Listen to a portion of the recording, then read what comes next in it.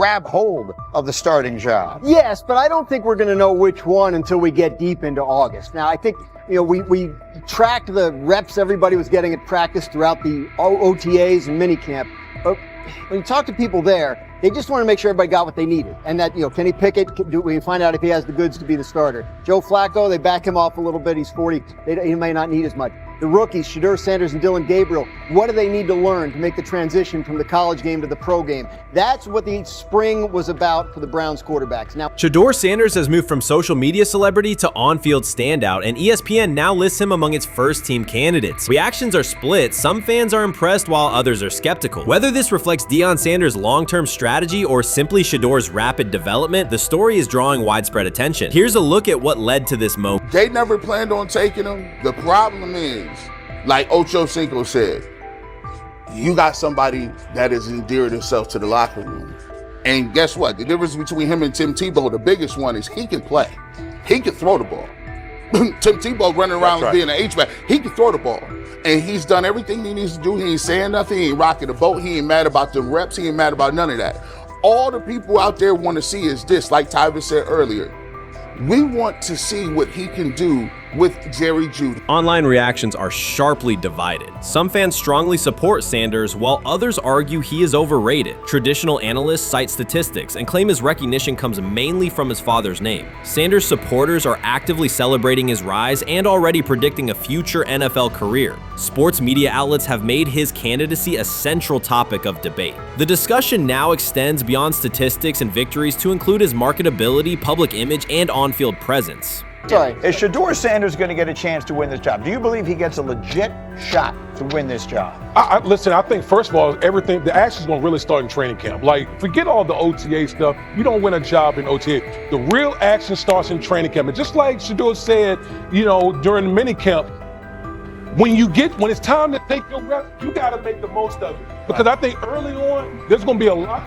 Remember, Joe Flacco didn't hardly practice in OTAs and mini camps because they were giving the young guys. Right. So when he gets his opportunity, he's going to have to make the most of it. Analysts are closely reviewing game footage to evaluate Sanders' decisions and mechanics, while others examine his social media activity to see how he balances content creation with quarterback duty. Shedeur Sanders' placement on ESPN's early first-team list has taken over the college football conversation. Supporters circulate his highlights and argue that his on-field production and leadership justify the honor. Skeptics claim the recognition relies too heavily on his family name and question whether his resume is strong enough for first-team status. Analysts are rewatching game footage to assess his reads, accuracy, and pocket presence, while others examine how he balances a high-profile social media presence with quarterback responsibilities. The debate has pushed other storylines, such as conference realignment and NIL issues, into the background, leaving fans and commentators focused on Sanders' performance, marketability, and overall impact on the sport. I'll keep saying it.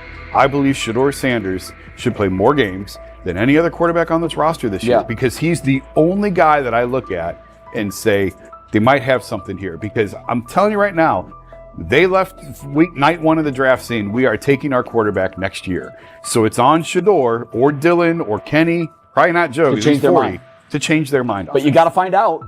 You got to find out. Opinions differ on whether Sanders is benefiting from his family name or simply showing real progress, but the attention is undeniable. Social media is flooded with edited images elevating him to legendary status. Critics argue the first-team nod is driven by hype and marketability, while supporters point to his flashes of strong arm talent, field vision, and decision-making. Regardless of motive, the announcement has dominated the football news cycle and intensified debate over how much of his rise is performance-based versus media-driven.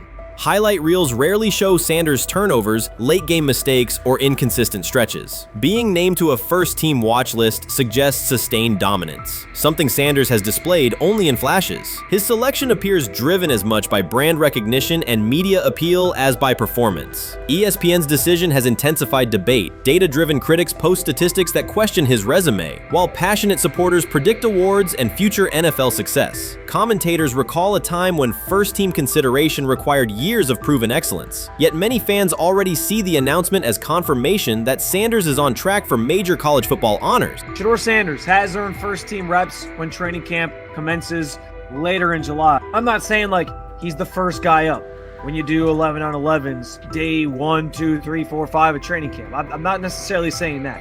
But he's the one quarterback that we didn't get a chance to see take reps with the ones. But I think Shedeur has a chance to like make this conversation interesting if he gets those reps with the ones and he has the same success that he did with the 2s, the 3s, and the 4s. I have confidence he can show you something, but I got to see it. We all got to see it before we can actually judge that. Some believe Deion Sanders is already preparing for an award ceremony, while others are furious, threatening to protest ESPN's credibility over Shedeur's first-team mention. Critics argue that honoring Sanders without a full season of elite play undermines college football standards. Supporters insist his performance and profile justify the recognition. The debate reflects a broader clash between traditional merit-based evaluation and modern brand-driven visibility. In today's landscape, first-team consideration is no longer only about statistics. It also involves marketability and audience engagement. Whether welcomed or rejected, Sanders commands attention and embodies the sport's shift toward both performance and personal brand. He lied to us all when he said that this was going to be an open competition, a four-man open competition when it comes to the QB situation up there in Cleveland, in which, from the looks of it, all we've seen it be was a three-man race. The only people that has been getting reps in with the first team or with the veterans are Joe Flacco, Kenny Pickett, and Dylan Gabriel. We've never seen my boy Shedeur Sanders get a chance to get in. Even with him doing the things that he has been doing up there, he has yet to get in with the... Shedeur Sanders was caught off guard by Coach Kevin Stefanski's recent remarks, which have sparked talk of bringing in another starting quarterback. Commentators are debating whether Stefanski's comments reflect eroding confidence in Sanders or a brief lapse in judgment, but the rookie now faces intensified scrutiny over his role. The Browns, we got an analyst that says that Shedeur Sanders should have some kind of a ban? Banishment of some kind? Come again? Say what? For what? And we've got, this would be more troubling. If I'm a Browns fan, and this is where we're going to start, potential dissension in the ranks of the front office and the coach.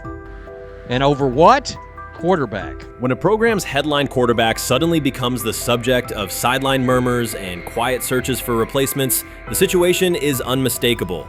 It's a breach of trust. Shedeur Sanders, the passer who put Colorado back in national conversations with his production and profile, has just received a clear message that his job security is in question. Coach Kevin, the assistant previously considered to be in Sanders' corner, made remarks that ignited speculation about changing quarterbacks. Fans, analysts, and even Deion Sanders are now reassessing the team's unity and its true plan for the position. The comment was no accident. It was a deliberate signal that the staff may soon elevate a backup. For perspective, Shedeur Sanders did not step into ideal conditions last season. He was sacked so often that Colorado could have dedicated a locker to every opposing edge rusher who reached him. Could I possibly go to bat for Kevin Stefanski as a great head coach? No, I couldn't. Could you go at bat against him, saying he's a horrible head coach? No, I can't. I think that's why we fall in the middle. I think that's why in a lot of these discussions, and that's why a lot of the rankings, you see him right now in that 15 to 20 range, somewhere in that middle pack of NFL head coaches. I've said earlier, Kevin Stefanski has already been given more head coaches than any coach I've ever seen in Cleveland.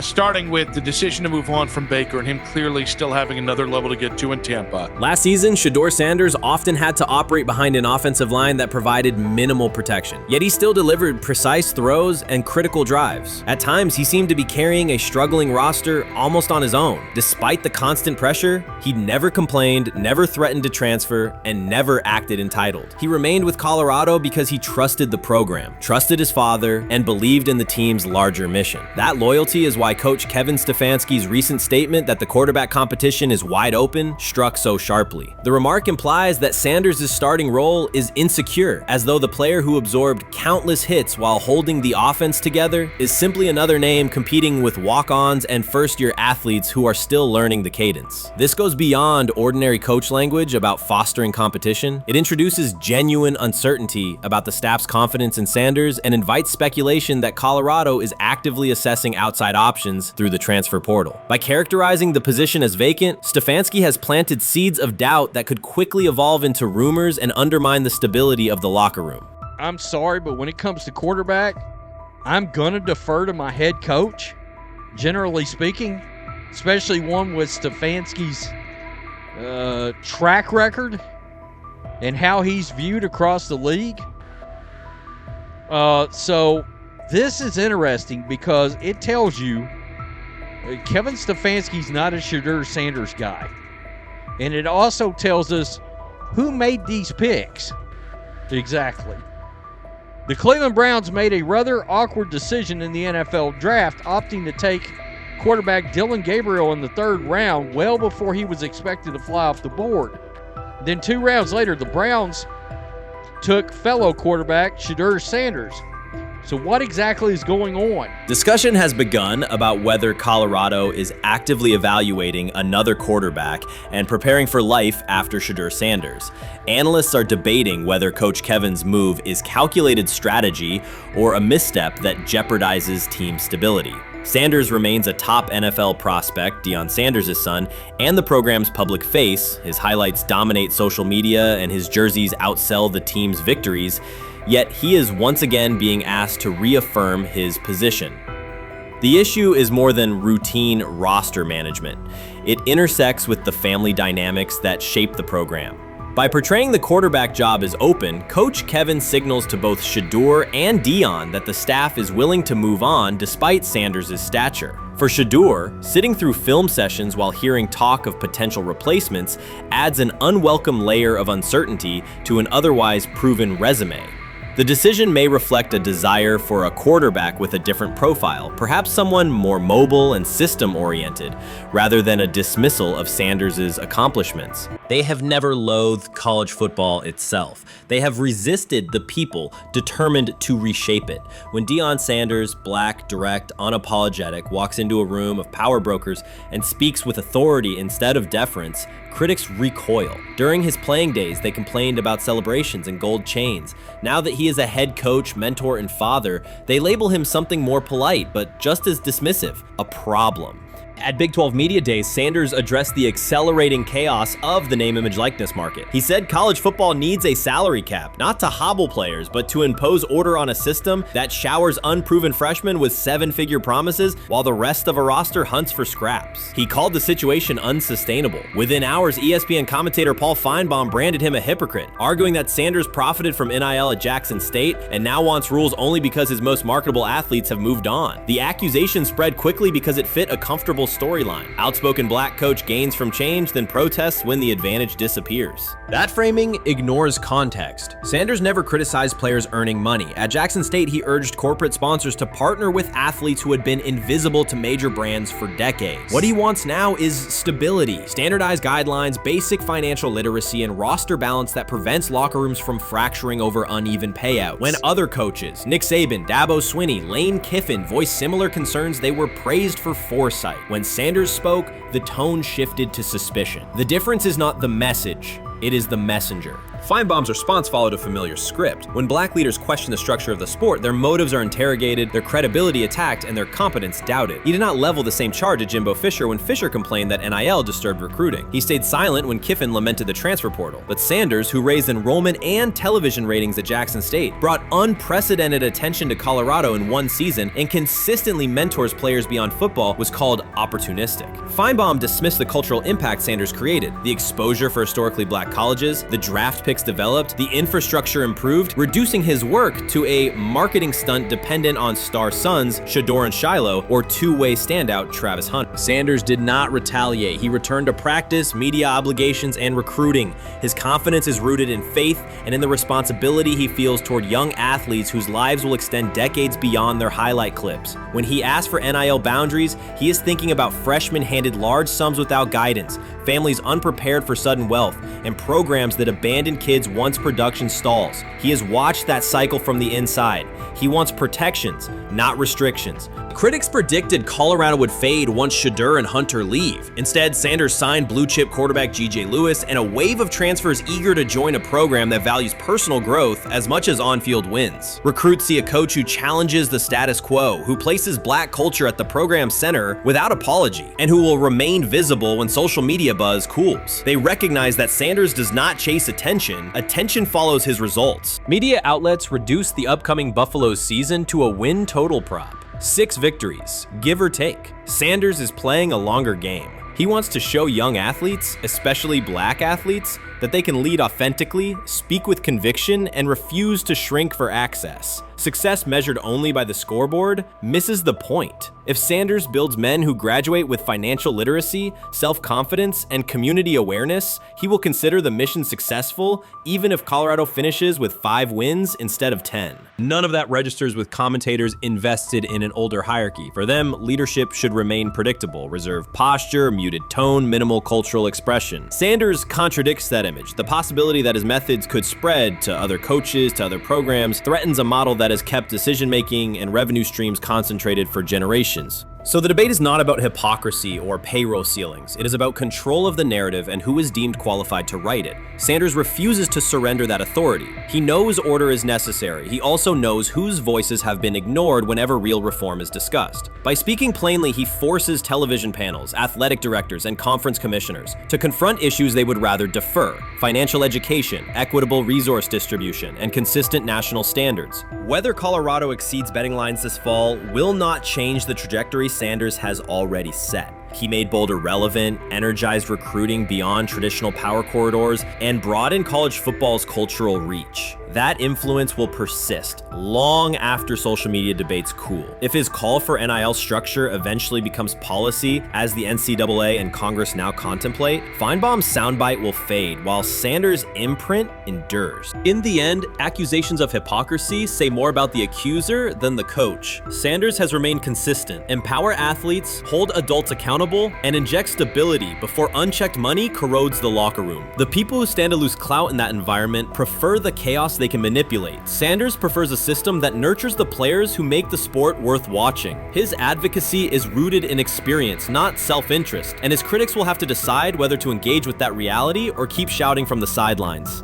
Many observers declared Deion Sanders was finished. They argued that his public style attracted unnecessary attention, that his health had deteriorated too far, and that his coaching career was approaching an abrupt conclusion. They misread his resolve. When speculation intensified, Sanders did not schedule a press conference or issue a formal statement. Instead, he released a short video recorded at his Texas home, walking alongside recording artist Lil Wayne. The footage established 2 facts. Although Sanders still walks with a limp, he remains active, and he intends to return to the sideline. Reports from USA Today and ESPN confirm that Sanders had temporarily left Colorado to recover from a significant, undisclosed medical condition. He lost 14 pounds and missed several summer practices, leading to widespread debate about his future. Unofficial sources suggested complications related to previous blood clot issues, but no official diagnosis was provided. Throughout Sanders' absence, numerous media outlets framed his situation in crisis language, frequently questioning whether he would coach again. By comparison, when coaches such as Lincoln Riley paused their duties for health or family reasons, coverage emphasized understanding and patience, an imbalance that reflects a common difference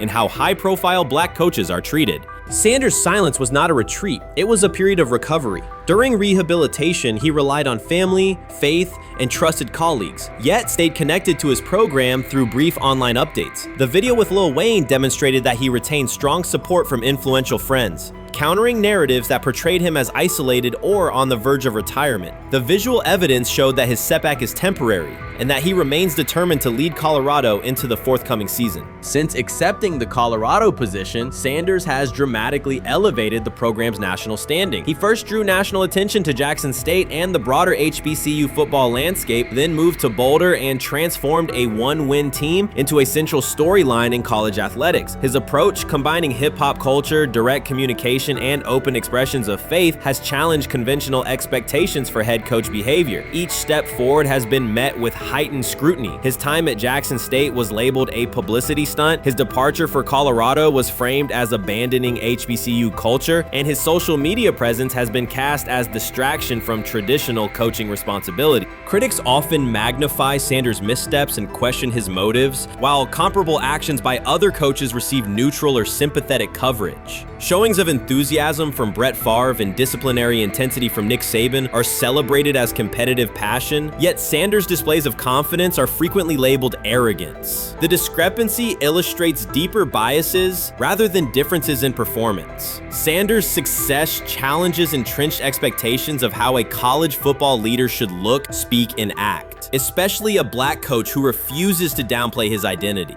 During his convalescence, Sanders maintained close communication with his staff and athletes, reinforcing the standards he had established: discipline, accountability, and belief. The program's daily messaging continued to emphasize preparation and resilience, signaling that Sanders' influence persists even when he is away from campus. Athletes echoed his mantras during workouts, confirming that his leadership extends beyond physical presence. Sanders acknowledges the seriousness of his medical challenge, but has refused to let it define him. He has publicly discussed leaning on scripture and prayer, explaining that his purpose as a mentor, father, and coach extends beyond personal adversity. In that context, the video of him walking in the Texas sun was less a strategic media effort than a straightforward demonstration of continued commitment to his team and mission. Colorado still requires Sanders' vision. Prior to his arrival, attendance was low, national media attention was minimal, and recruiting momentum had stalled. Sanders' leadership brought renewed energy, authentic identity, and higher standards of accountability. Players who previously lacked representation in college football leadership found a coach who shares, affirms, and elevates their cultural background. Sanders supplements conventional coaching priorities, scheme, fundamentals, and execution with empowerment initiatives that cultivate self-confidence and authenticity. As preseason camp approaches, Sanders intends to resume full involvement, even if medical recovery remains ongoing. His presence is expected to restore on-site leadership, stabilize the locker room, and direct media coverage toward on-field progress. For Sanders, the objective extends beyond compiling wins and includes completing a cultural transformation that expands how success and leadership are defined in modern college football. Those who predict his decline overlook the underlying traits, faith, perseverance, and purpose that have supported Sanders throughout his career. Doubts, rumors, and disproportionate scrutiny have followed him from playing days into coaching, and he has consistently responded with results. His current health setback is another obstacle, not a conclusion. The broader initiative he leads, centered on authenticity, opportunity, and high standards, continues. When Sanders returns to the sideline, it will mark the next stage of a movement he has guided from Jackson State to Boulder. The recent period of quiet has been strategic rather than passive. Instead of defending himself in daily briefings, Sanders focused on rehabilitation, remote program oversight, and family support. Each brief social media message reinforced a consistent theme: faith and preparation. He has articulated gratitude for medical professionals and has reiterated that his mission at Colorado is unfinished. His public references to scripture have been direct but measured, aligning with his long-standing practice of integrating faith into leadership. By walking through his ranch with Lil Wayne, Sanders signaled continuity. The clip underscored that influential supporters remain engaged, that Sanders' broader network values his vision, and that he remains capable of navigating physical challenges. The visible limp was not evidence of imminent retirement. Rather, it documented the reality of ongoing recovery and the resilience with which he approaches each obstacle. Colorado's athletic administration and football staff continue to affirm Sanders' program direction. Recruitment communications cite his established record in fostering cultural relevance and national exposure. Prospective athletes respond to a coach who presents a transparent path to development, both on and off the field. Current players refer to Sanders' coaching points with clarity, citing specific drills and expectations that remain unchanged during his absence. These indicators demonstrate that the core structures Sanders implemented are functioning and that his return will be an amplification, not a restart. Criticism regarding Sanders' public persona often conflates media style with coaching substance. Analysis from opponents suggests that social media engagement dilutes football preparation, yet Sanders' staffs emphasize time management and delegation. Defensive and offensive coordinators handle in-game adjustments, while Sanders directs overall culture, recruitment, and leadership. He has articulated that visibility serves to amplify program accomplishments and enhance player opportunities, not replace strategic football planning. Some commentary has attempted to reframe Sanders' health issue as evidence that his coaching model is unsustainable. The argument ignores the documented health challenges faced by numerous coaches across levels of competition. For example, college coaches recovering from heart procedures or joint replacements have returned to successful seasons after appropriate medical clearance. Sanders' case follows a comparable trajectory. Medical complications require temporary separation, structured rehabilitation is prioritized, and a managed return is planned. Institutional medical protocols at Colorado dictate clearance requirements. Sanders will meet those before resuming full sideline duties. Colorado's players have expressed public confidence in Sanders' eventual return, citing regular virtual check-ins and continued accountability. Several athletes noted that positional meetings included recorded messages from Sanders reinforcing tactical goals and personal discipline. These details confirm that Sanders has remained actively engaged, albeit remotely, and that team culture remains aligned with his principles. Looking ahead, Colorado's schedule will attract national attention, both for on-field competitiveness and the storyline of Sanders' comeback. Analysts will evaluate how quickly he reestablishes day-to-day rhythm and whether his physical limitations influence practice oversight. Internal planning accommodates gradual escalation of responsibilities, with medical staff and strength and conditioning personnel contributing to phase reintegration. The broader significance of Sanders' return extends beyond Colorado. His visibility continues to challenge prevailing narratives about leadership styles and pathways in college athletics. By prioritizing authenticity, open articulation of faith, and cultural expression, Sanders offers a contrasting template to more conventional models. His eventual recovery and sideline presence will reinforce the argument that diverse leadership profiles can succeed in elite collegiate competition. In summary, rumors of Deion Sanders' coaching demise were premature. Verified reports confirm a substantial but temporary medical setback. He used the time away to focus on health, sustain program engagement, and rely on a support system anchored in family, friends, and faith. His recent public appearance demonstrated active recovery and reaffirmed his intention to resume leadership in Boulder. The forthcoming season will test Colorado on the field, but it will also underscore the durability of Sanders' vision, one that combines competitive ambition with cultural resonance. Observers who continue to question his longevity overlook the resilience and purpose that have defined his career. Sanders' return is imminent, and the movement he leads remains intact.